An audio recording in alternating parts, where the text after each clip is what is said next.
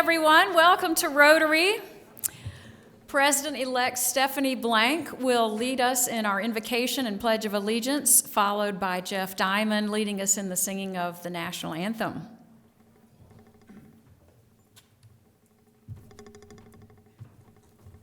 Well, good afternoon, everyone. Did you guys know that there is an actual national calendar for all the days of celebration, recognition, and honor? How many of you accidentally missed National Daughter Day? That was September 26th. Or how many of you know that November 20th is Pay Your Parents Back Day? You might want to tell that to our kids. Well, today, November 15th, was declared National Philanthropy Day by President Ronald Reagan in 1986 and signifies the importance of working together for the common good. Philanthropy is defined as the active effort by an individual or organization to promote human well-being through service or monetary donations.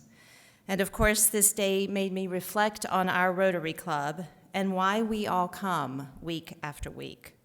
Of course, we come for the friendship and fellowship, the networking and the new knowledge, and the tomato soup and grilled cheese sandwiches. But I think it's also much more than just gathering around the table for lunch. And I think it has to do with the vision of our National Rotary Organization, which is together we see a world where people unite and take action to create lasting change. Action means we are not just bystanders to the problems in our communities, that we do more than just talk about the issues.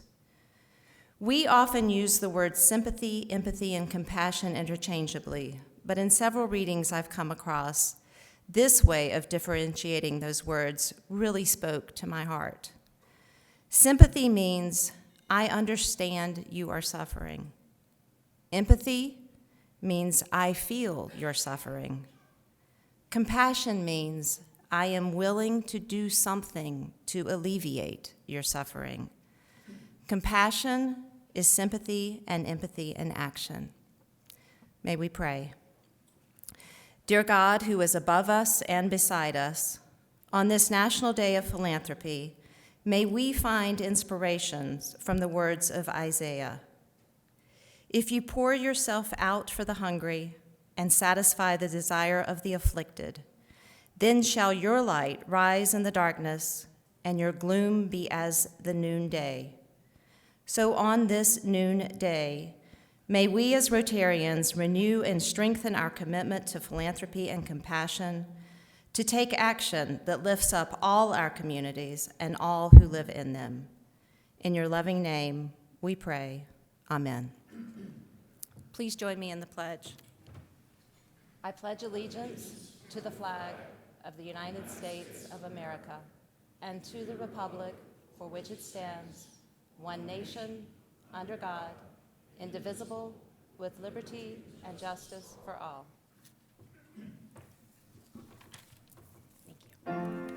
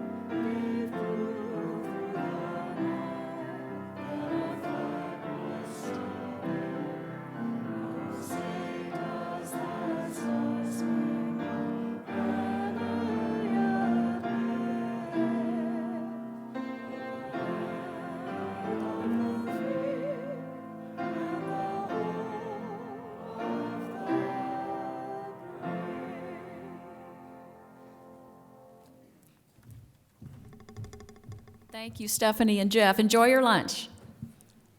Good afternoon. Welcome again to all of you. Welcome on this beautiful fall day. And also a special thanks again to those of you who joined us last week to celebrate the men and women of our armed forces and to celebrate our Braves champions. I think I'm still finding champagne in strange corners of my shoes after popping that bottle at our program. Thank you, Bill and Bob Hope, for putting me up to that. But it was a lot of fun, so appreciate everyone being there.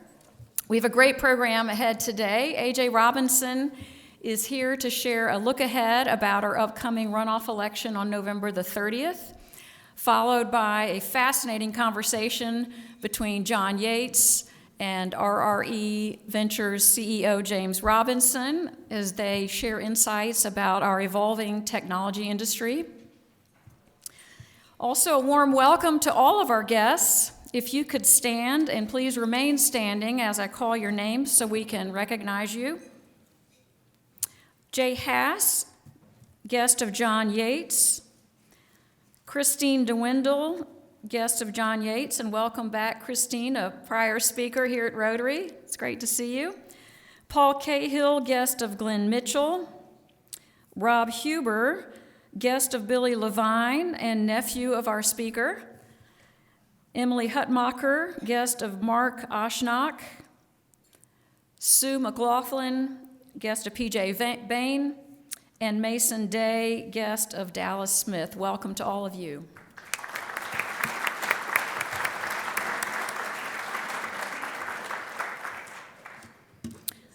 I'd also like to take a moment to thank all of our Rotary volunteers who serve each week, helping us with the badge board, serving as greeters, and with the front table. Also, a special thank you to Hospitality Chair Lauren Kuntz and her assistant Holly Swing, and then also to Gray Campbell, Betsy Higgins, Jeff Diamond today as well. They lead our music program. We run on a small army of volunteers, and a lot of times people ask, how can I get more involved in Rotary? Hospitality is a great way to do that. It's a great way to see your fellow Rotarians. It's a great way, especially if you're a new member, to get started. So please, I encourage you, if you've not already been asked and or would like to sign up, please see Lauren or Gina to do so. We are actively recruiting for our next semester volunteers. And then finally, a look ahead at a couple of upcoming program dates. We're excited next week to be hosting our Thanksgiving Interfaith Luncheon. Gretchen Corbin, our Vice President of Community Service, has put together a fantastic program. We will be hearing from Jim Reese, the CEO of the Atlanta Union Mission, the Georgia Tech Women's A Cappella Chorus, and also having a wonderful Rotary Roundtable conversation as we continue that theme for this year. So you won't want to miss that. And then also, please be sure to mark your calendars for Monday, December 20th. We will have our annual Rotarian Daughter Day. Excited to host CEO of Walgreens, Roz Brewer, as our featured speaker that day. This is always such a favorite program of the club, and I do encourage you to let your daughters know, and also just join us, even if your daughter's not in tow. It'll be a wonderful way to celebrate the holidays. We've spoken several times from the podium about the importance of our local elections.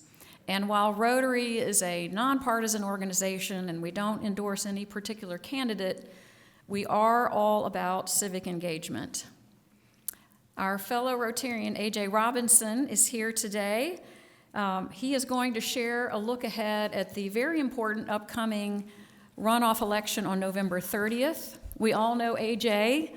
as head of Central Atlanta Progress, who has devoted his career to the betterment of the city of Atlanta. We're so fortunate to have A.J. as a fellow Rotarian who reminds us frequently of the many common goals that Rotary and our city share. So welcome to you, A.J.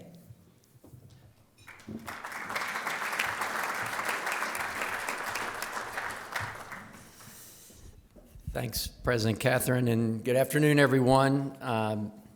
I just want to make a note that this also should be Robinson Day here at Rotary in addition to Philanthropy Day. So I got inspired a couple of weeks ago just listening to my friends Egbert Perry and Larry Gellerstedt talk about what we needed to do at Atlanta, and then I think either at that same meeting or at the meeting right after that, Dave Stockard came and talked about Buckhead and really charged everybody with let's go out and, you got to get out and vote. So I'm here today, kind of the third wave here about voting, and I'm going to start this way. I just have a few minutes, but most of us over the last 9 months, when you've seen somebody, the statement has usually been something about COVID. It's usually been, have you been vaccinated yet?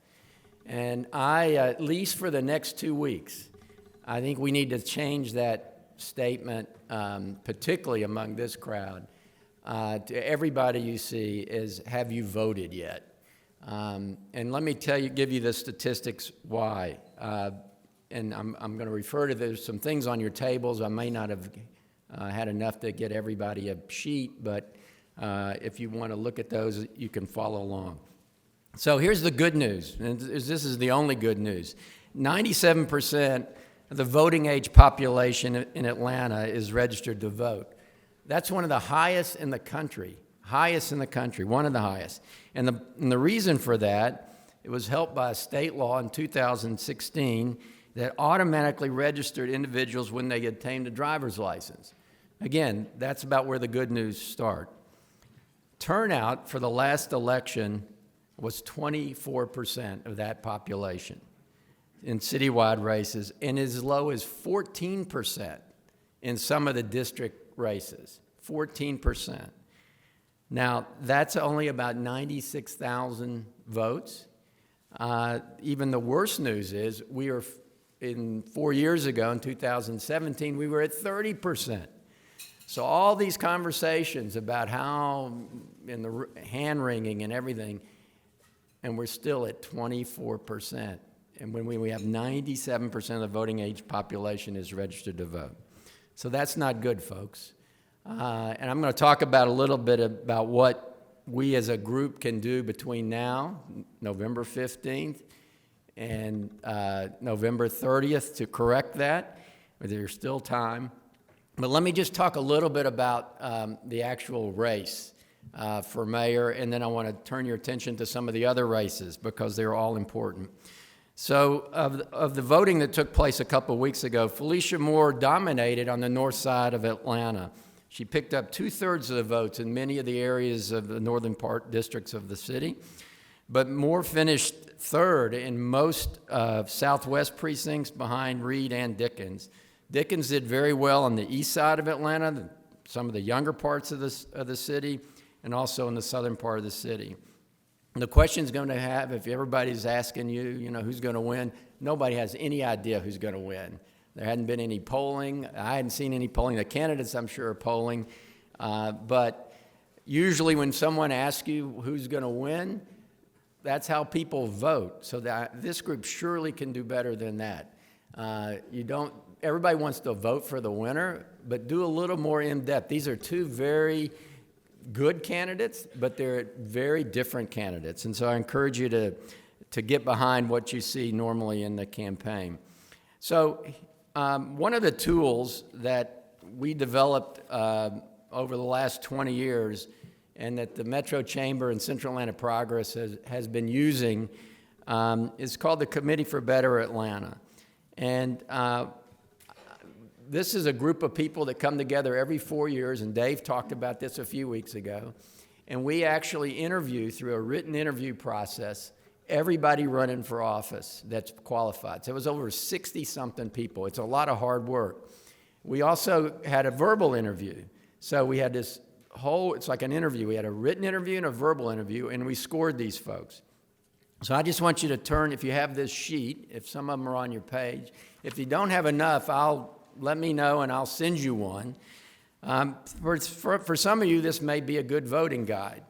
Now you can take a picture of it, but I don't know if you know, you can't use your phone in a voting booth. You have to take a piece of paper. People don't know that, but you can't use your phone if you're in the voting booth, but you can use this piece of paper. So I just want to start at the top and go down these races. Some of you may live in these districts. Obviously, the mayor candidates scored well, so I'm not going to talk about the mayor's race that much. The city council race, also the two candidates that are left scored well. So the committee actually got it pretty right for both of these top races. This next race, post 3 at large. So this is the seat that Andre Dickens holds. Many of you may not know that there are 3 citywide seats that serve on council, post 1, post 2, and post 3, that are voted on by the entire population of Atlanta. And these two candidates have never had city office. They're both kind of new to the game, Jackie Labatt and Keisha Waits. Keisha was in the State House for a few years. There's some real differences in these two candidates, so I would encourage you to really get behind that one. District 1, if you can think about Grant Park, old baseball stadium, this kind of from downtown going that southeast, that's post 1. That is currently being held by Carla Smith, and she's retiring. These are 2 young, new people, have never been in office. They're rated fairly close. District 3 is the west side of Atlanta. Byron Amos and Erica Estrada. And these folks, Byron was on the school board for a while. Erica's new, but again, very even race there. District 4 is Mechanicsville, kind of south downtown area. Cleta Winslow's been in office, one of the longest serving city councilwomen in history, I think. And Jason Dozier's a new young guy, veteran that lives down there as well.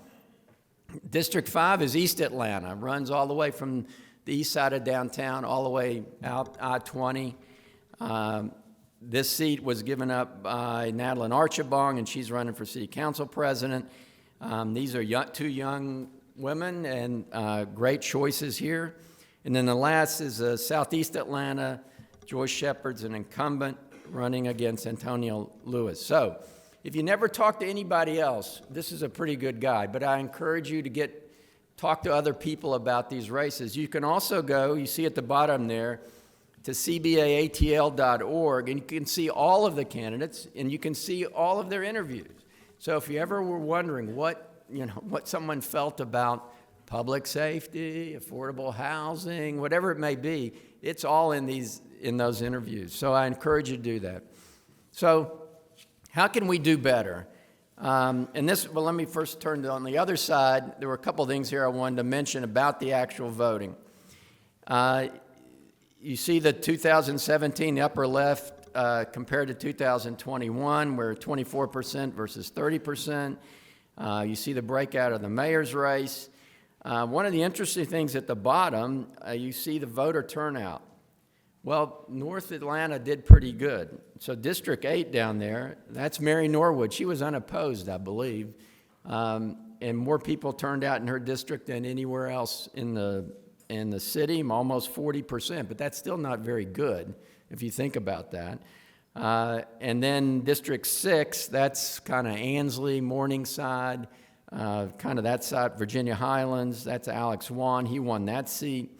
And then the other high turnout is Howard Shook at District 7, which is kind of northeast Buckhead, and he also was unopposed. So people in Buckhead actually did decently compared to the rest of the city, but still 30%. Surely we can do better. So look at those key dates. Early voting. Early voting starts Wednesday, all right? And it runs to the Wednesday before Thanksgiving.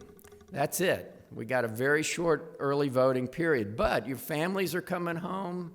You got kids, grandchildren. Make it a family outing like Monday, Tuesday, Wednesday of Thanksgiving week.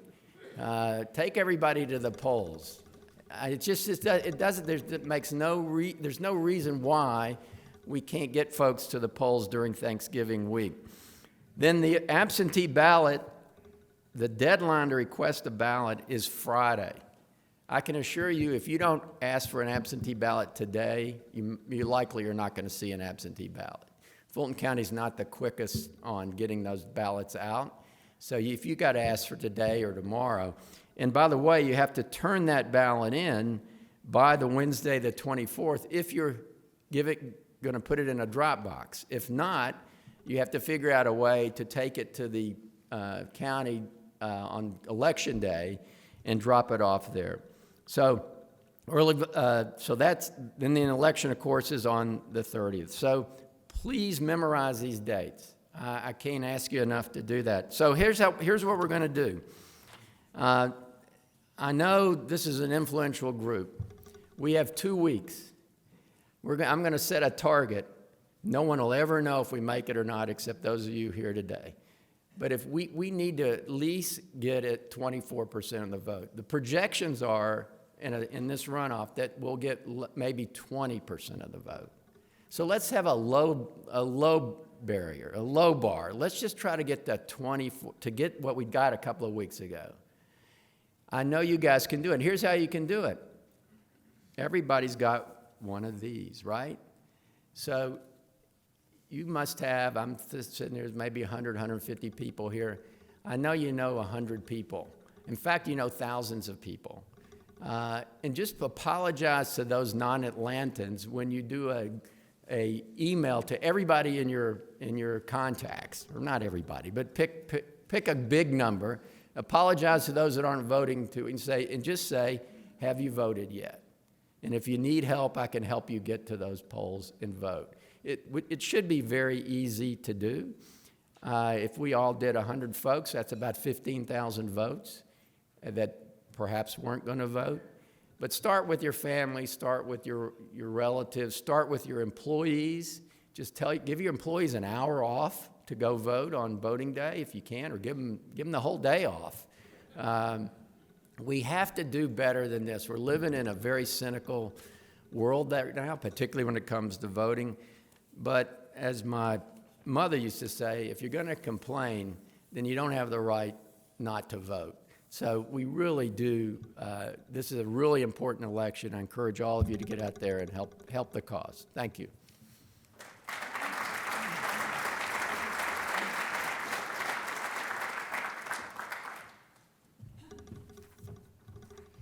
Thank you so much, AJ. And also in the spirit of AJ's comments, I wanted to take a special moment to recognize our fellow Rotarian Sharon Gay, who just completed her candidacy for mayor. Sharon, thank you for getting in the arena and for taking that chance and for your incredible service to our city. You are a model of our mission of service above self.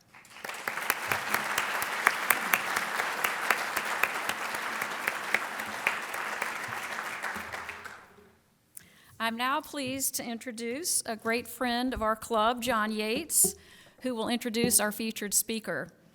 We all know John, who serves as partner with Morris, Manning & Martin and leads the firm's technology practice. We also know that John is one of our go-to leaders who we frequently turn to whenever we want to create a wonderful program about where the technology industry is headed. Once again, John has done just that today. John, thank you so much for always connecting us with the leaders who are shaping our future, and also for asking those great questions that continue to make us think. Welcome.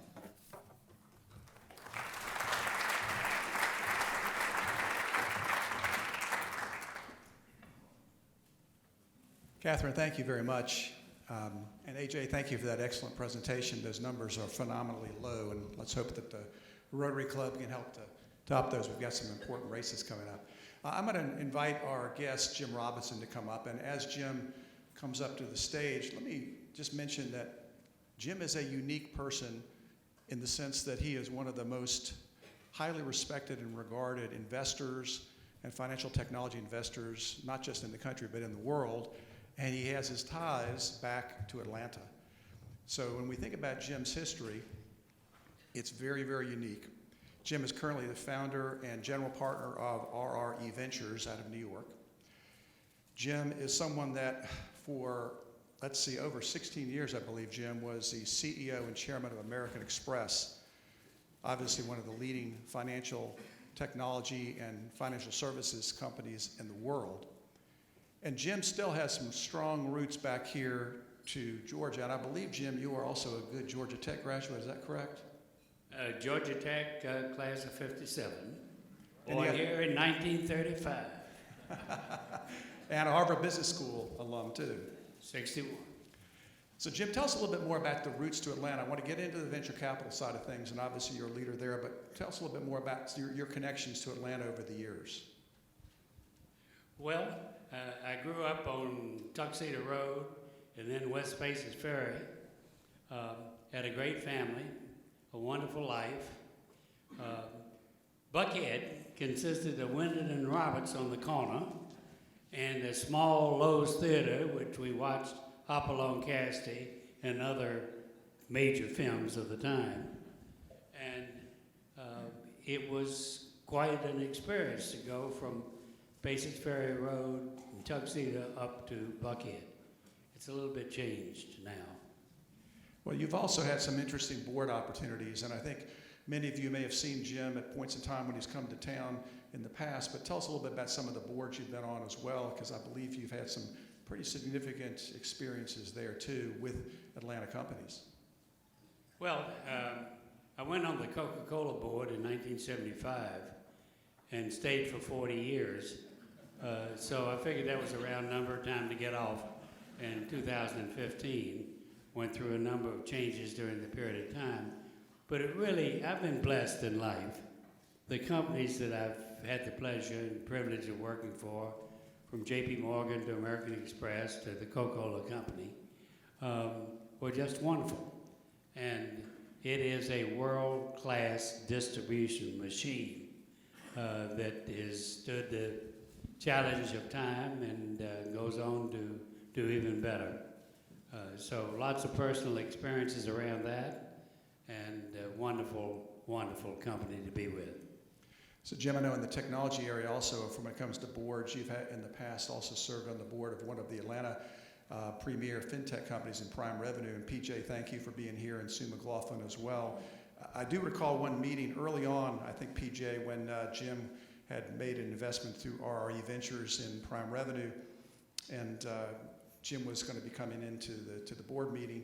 I believe that as I walked into the boardroom, there were certain soft drinks there from a competitive company, and I explained to PJ that I had been in a boardroom before with Jim, and that as he'd walked in and seen this competitive group of drinks, he had explained to us that we needed to remove that poison from the room as soon as possible. So PJ did a good job of making sure to stay with those Coke products. But Prime Revenue is an interesting company, another interesting example of a fintech company that's grown here in town. But Jim, RRE Ventures has focused on a lot of things, but financial technology has been a big part of that. Tell us a little bit about the mission of RRE and sort of what your mantra is when you make investments. Okay, but let me first comment about the other product. I believe in choice. It was just a lousy choice.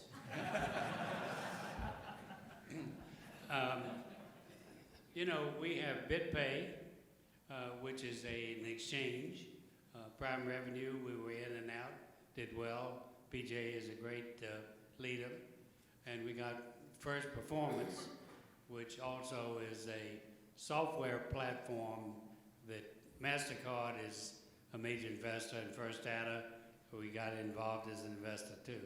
So the game out there today is unlimited in terms of relationships, different performances that a company can have and offer.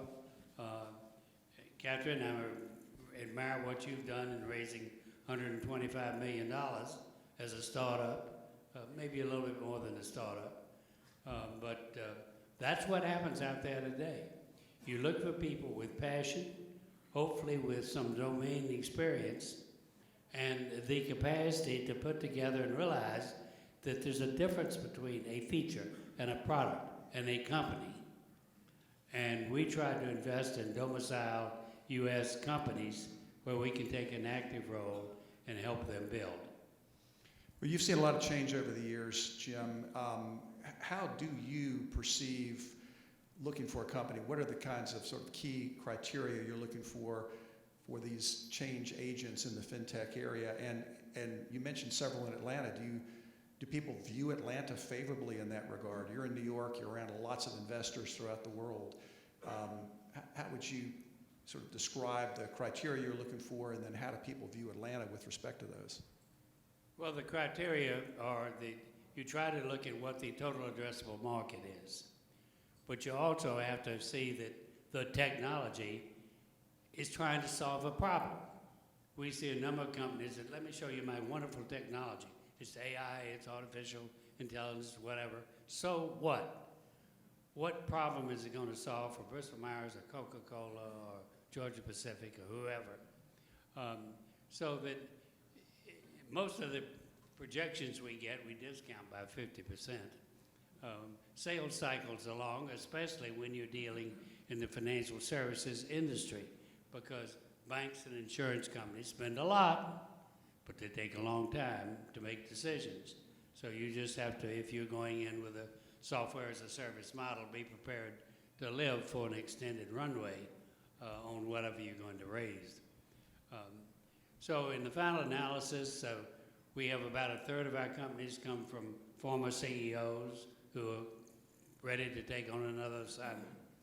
A certain amount from the investment banking community, and a third of it from our own research, trying to spot the new trends that are going to make the difference going forward. We made some dumb decisions.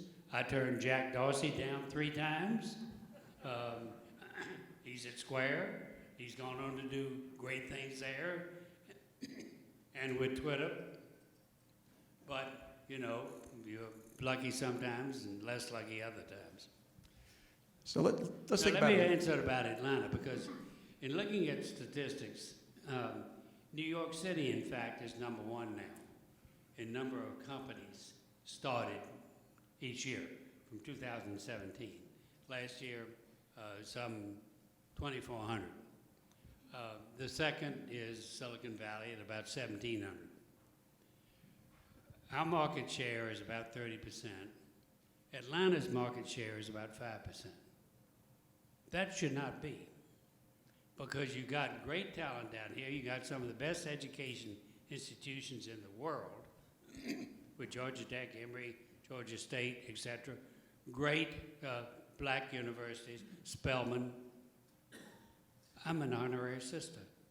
I got the first award from Spelman that they gave to a man. So I have immense respect for the horsepower down here. You got the water, you got the transportation hub of the whole country. Problem is, Silicon Valley VCs would like to make their bet and then take the team to California. I think that was in the past. It's hard to get someone to move from here to California now. Why do you lose them when they get past a certain point? That's something you need to focus on. And John, I know you and Bill Rogers and others have done that because just daily life around here, other than traffic being too heavy, it's no worse than New York City getting across town. Why would people leave here? So Jim, let me ask this question. Back when you were in Atlanta, we probably had, 20 different banks? I mean, it was, I remember back when first Atlanta, we remember Bank South. I mean, you could just rattle them off, how many banks we had. And, if someone were to look at it today, they'd say, well, look, Charlotte really, took over that role. Is that something that is an impact on what we're doing here in the fintech area? How does it impact what we're doing, and how should we consider that? Is it a shortcoming on our part? Anything we can do about that, or does it matter when it comes to fintech investing and investing generally? Probably something of all of the above. The same thing in New York. You can count the number of banks now versus 10 years ago. They've all been consolidated. I was surprised that Truist moved to Charlotte. That's where your major competitor is. Why do you want to try to snatch talent from them and swap it back and forth? But I gather it was a deal breaker, and the combination made so much sense, where they were going to spend $1.6 billion to reconfigure the whole IT software technology part of the combined bank and be the number 6 bank in the country. They still are. They still have a major Atlanta presence. I think personally it was unfortunate that they moved headquarters, but it goes with the world of change, and I'm happy to talk about change because it's my favorite subject sometime. Well, we still got a great presence of Truist here too, and a great ballpark out here where our World Series Braves won. So I think we're making some inroads there. But talk to us a little bit about change, because that's an area that you've really focused on, and you've probably seen more change than most people in this room because of your longevity and your maturity in these areas. I say maturity, by the way. If you read the bio, you'll see that Jim does 500 sit-ups every morning. So.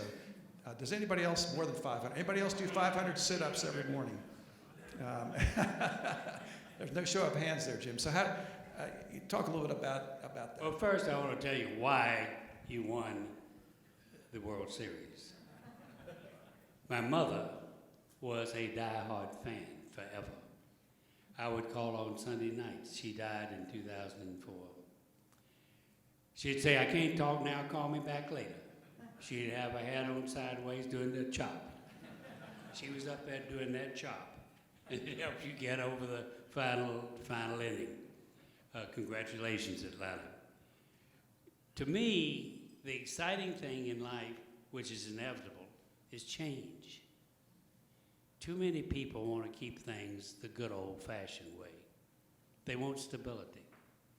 The business models and corporations and institutions are set up to preserve and repeat. They talk about innovation, but the silos will often stifle it.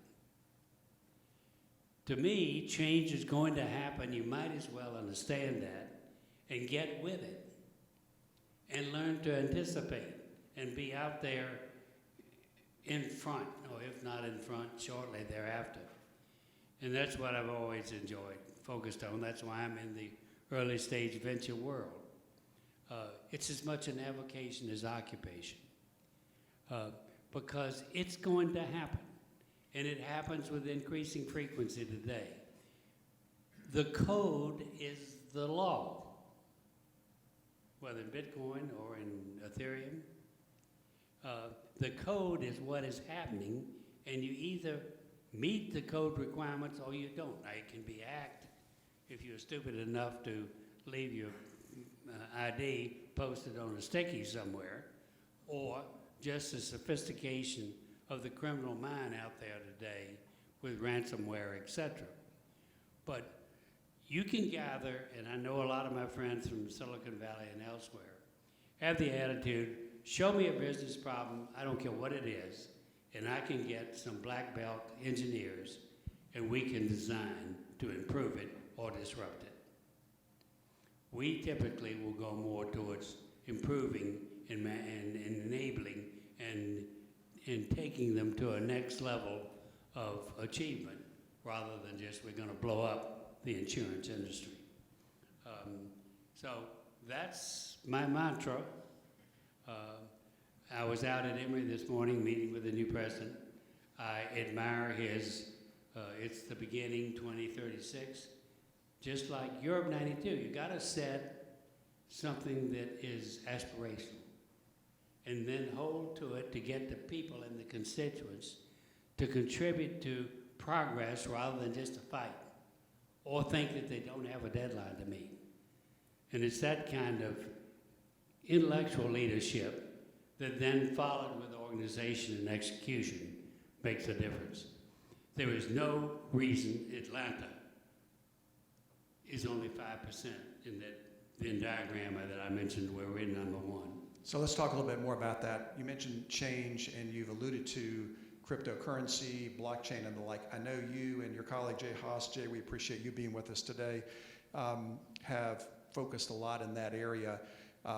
Everybody in this room is aware that cryptocurrency and blockchain are significant. We've had some programs before. Tell us a little bit about how you view that and how important that's going to be to the future of financial technology and financial services. Okay, well, I'll start with my oldest son, who's my co-founding partner, who about 7 or 8 years ago took the better part of a year to get to know what it all meant and to meet the people who were driving the initiatives, whether in Bitcoin, Ethereum, etc. So we have the biggest footprint of any VC in early stage companies, some of whom are worth $10, $20 billion now. The power of the mathematics, the blockchain, you can't argue about that. And it's getting better. Ethereum, within the next 9 months, will introduce a big upgrade which will take them to the capacity to deliver 30 transactions per second to 3,000. So all of this is improving day by day. Bitcoin, which has a market cap of about $1.4 trillion, is going to be one of the winners. And Ethereum will be one of the winners. Where the hell Doge and some of those things will be, I have no idea. I leave that for others smarter than me to figure out. But all of the NFTs, the non-fungible tokens, you will have companies, Coca-Cola and others, sports figures, celebrities, they will have their own tokens. If the token has a purpose, it will be around. If it doesn't have a purpose, it'll be a flash in the pan. But again, it's simply getting engineers together, and you've got a great source of engineers, 10 minutes from here at Georgia Tech, to participate in all of that growth to create the new either white label for others or consumer-focused initiative that can change the world. Now, we think also, Jim, about, as you've alluded to Georgia Tech and the fine institutions we have in this city, but you've also pointed out we have 5% of the pie that's really being invested in by venture. I'm wondering how COVID and the pandemic has impacted investing, because we don't have the large number of venture funds here that you have in New York or Boston or California.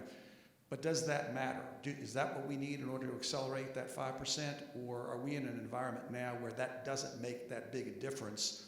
You don't even have to have met some of these companies in order to invest in them. Well, I think the age of Zoom and COVID created a new environment where you're not looking in the eye of the person you're about to invest in. Now you've got a hybrid. You can do it through the internet, through Zoom, through FaceTime, etc. But the personal touch is still important, especially if you're going to get involved in trying to help them build. And it's amazing how many problems little companies have that are mirror images of what big companies have. I'll do town halls with some of our CEOs. One of them asked me one day, Mr. Robinson, how do you communicate? How do you really get the message across and get it repeated? I said, how many employees do you have? He said, 5. I said, did you ever try listening? So, life goes on. Human nature is what it is. So you have to break through some of those silos sometime. But it's amazing what can be done, and we're at the inflection. You see Facebook changing its name to Meta. Meta already exists. It's called the internet and the cell phone.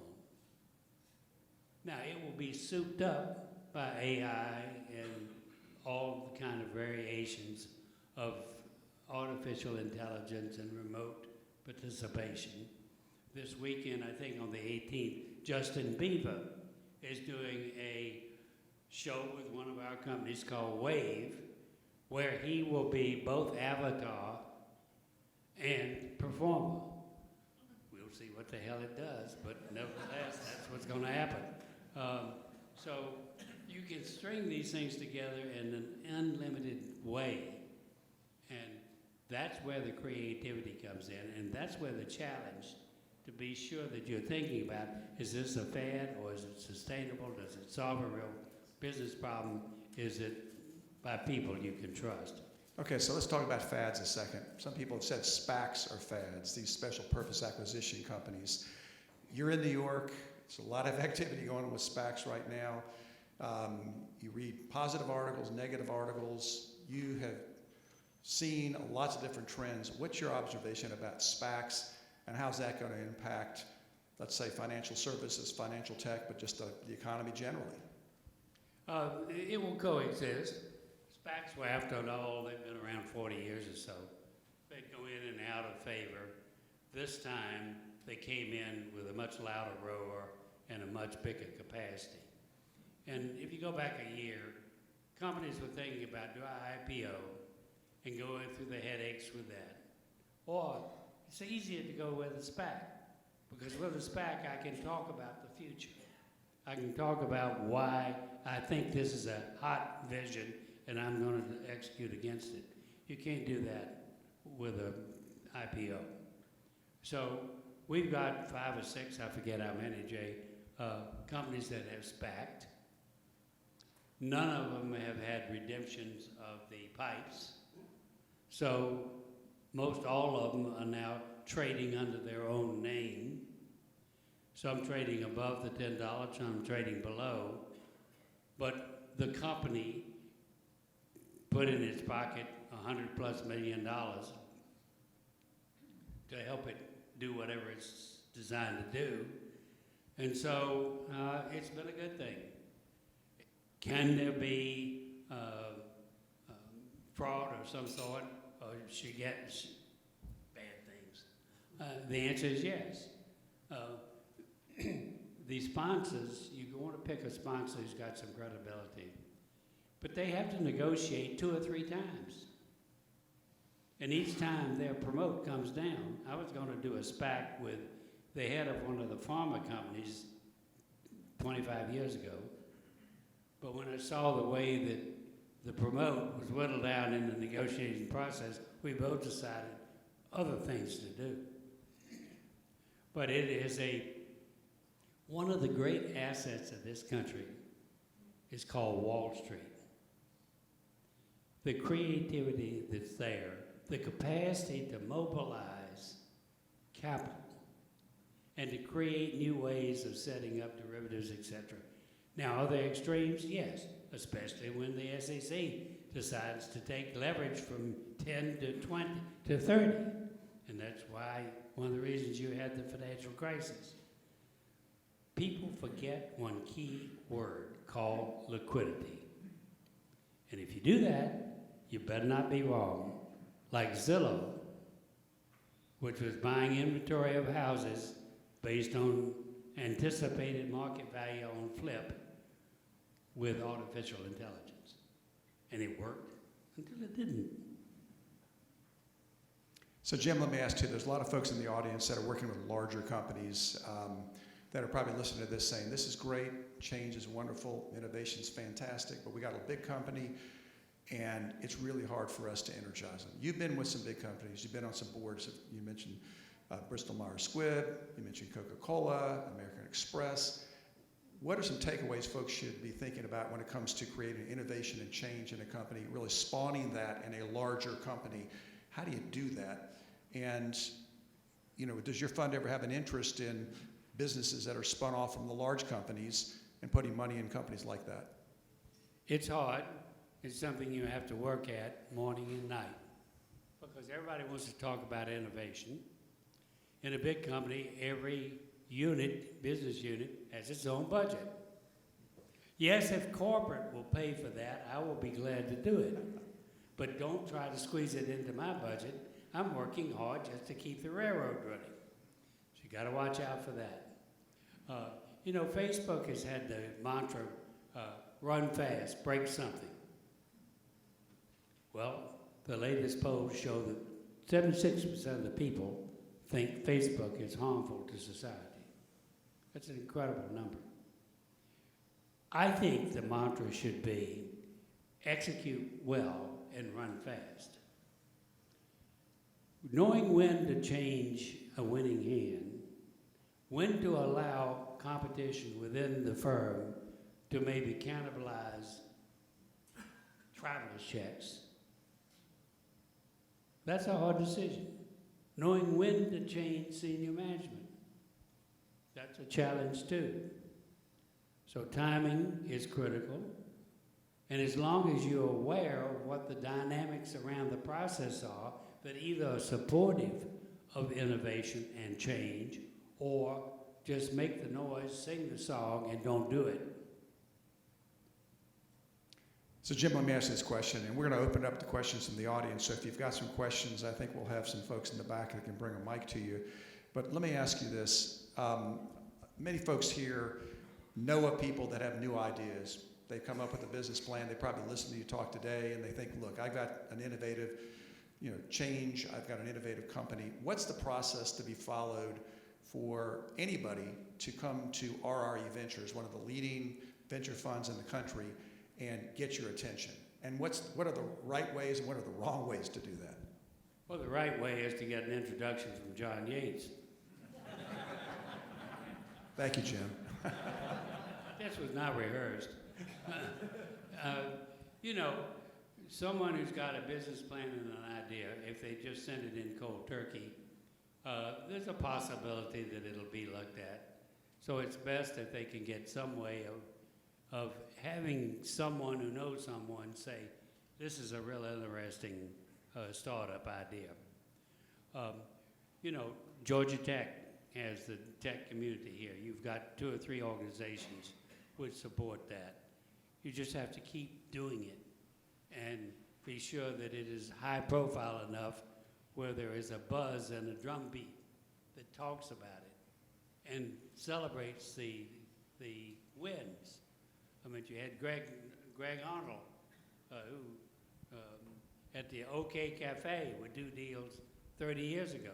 Problem was they always wanted too high a price in our view, but that's the nature of the beast.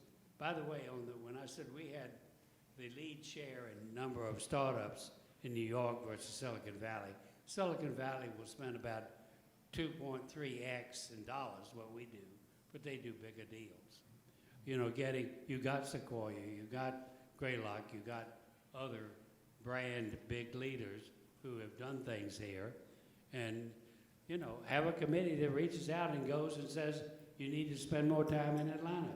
We're going to at RRE because we like what you're doing down here. So let's open up the questions. And again, I think we've got Sigurd's got a mic in the back. I think we've got, we're waiting for one. Let me, a question over here. And while we're waiting for that too, Jim, just real quickly, tell us what is that life cycle like when somebody comes to you with an idea? How long does it usually take from the time you get an idea to actually you go through the process and you actually write the check for a successful business? It varies all over the map. If it really is a hot idea and well packaged and comes in with some sort of recommendations and so forth, it can be quite quick because you usually are told, and we're talking to 3 other VCs, and we've got term sheets coming in on Friday. So you have to either accept or discount that, say, if you do, good luck, go take one of them. Or we'll take a quick look and try to give you a reading as to whether we want to take a serious look. A serious look, which basically is checking references, and because we're dealing with the earlier stage, it's not as though they've got an established pattern of revenue with Georgia Pacific or something.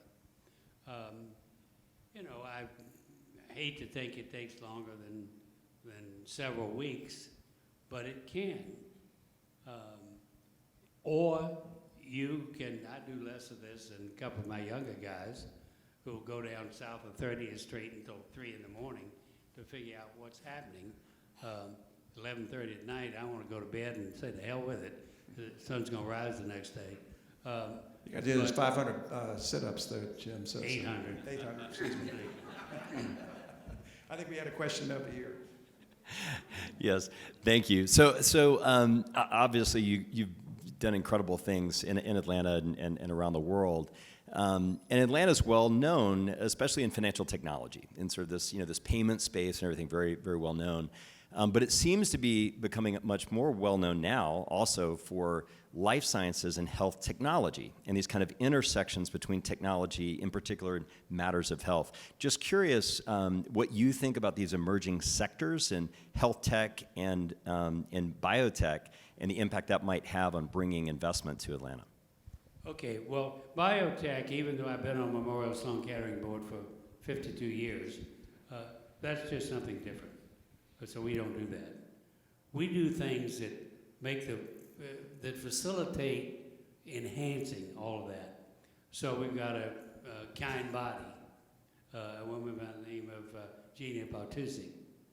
She's raised several $100 million, and what it is it's think of it being a living room where young women can go and talk about fertility. And one of the end products is freeze your eggs.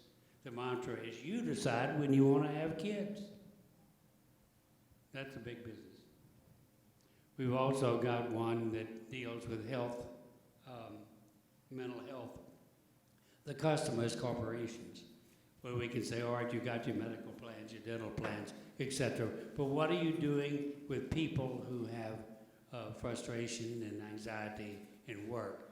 Here is a program that is in effect packaged, kind of, whether it's the 12 steps of Alcohol Anonymous, it's a capacity to effectively communicate with others and to be in contact with professionals. So that's another one. Health tech is a major area where the doctors are using it rather than having in-person visits to supplement that with quickies in the middle of the night when they're looking at, you just broke your arm or whatever.